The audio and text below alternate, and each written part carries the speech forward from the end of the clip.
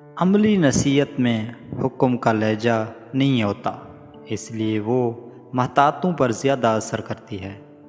محبوب سے باہوش اور غیروں سے بے ہوش اور بے خبر ہونا ہی تکمیل عشق کی علامت ہے۔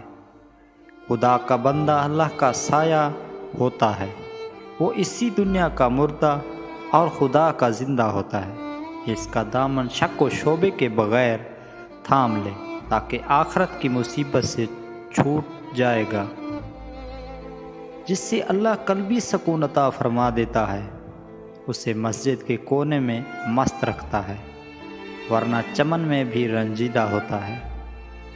فضیلتیں اللہ کی طرف سے ملتی ہیں، پھر اسی کی جانب سے تبدیلیاں ہو جاتی ہیں، اس لیے اس کے فضل پر جان و دل سے سجدہ بجا لو۔ انسان کی کوشش ایک جال ہے جس میں وہ خود ہی پھنس جاتا ہے۔ شیطانی فریب میں انسان بھلائیوں کی برائیاں اور برائیوں کی بھلائیاں سمجھنے لگتا ہے۔ شیطان نیکوں کو بد اور بدوں کو مضالطہ میں ڈال کر نیک زہر کر دیتا ہے۔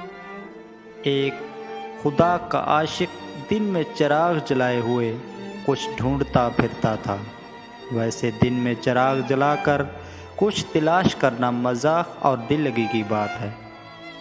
جسم کے دو اعضاء سن ہونے لگیں تو سمجھ جاؤ موت قریب ہے، پاؤں کا انگوٹھا اور پاؤں کی تلی۔ انسان کی بد عملی اسی تکلیف کا سبب ہے، اور بد عملی کا وہ خود ذمہ دار ہے، مقدر اس کا ذمہ دار نہیں۔ جب انسان مصیبت میں گرفتار ہوتا ہے تو توبہ کے ذریعے اپنے لیے آرام گاہ بنانے کا سوچتا ہے، مصیبت سے نجات پاتے ہی اپنی توبہ کو بھول جاتا ہے۔ اللہ تعالیٰ کی نعمتوں پر اس کا شکریہ ادا کرنا نعمت سے بھی زیادہ اچھا ہے۔ تو اپنی فکر سے قرآن میں تعویل نہ کر، اپنے آپ کو بدل، اپنی فکر میں تبدیلی پیدا کر۔